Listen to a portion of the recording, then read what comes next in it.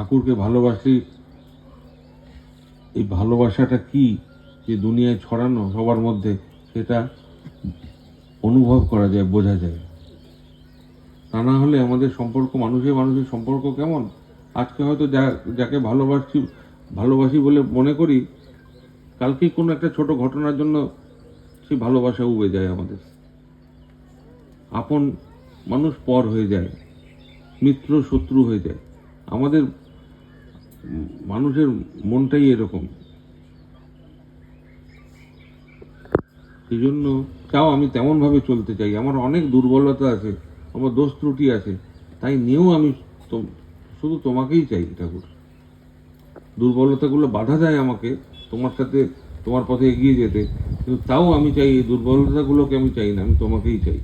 এইরকম মানসিক দৃঢ়তা নিয়ে চলতে হয়, তাহলেই দেখবেন যে আমাদের দুর্বলতাগুলো যা আমাদের বাধা হয়ে দাঁড়ায় জীবনে, সেগুলো সব খসে পড়ে।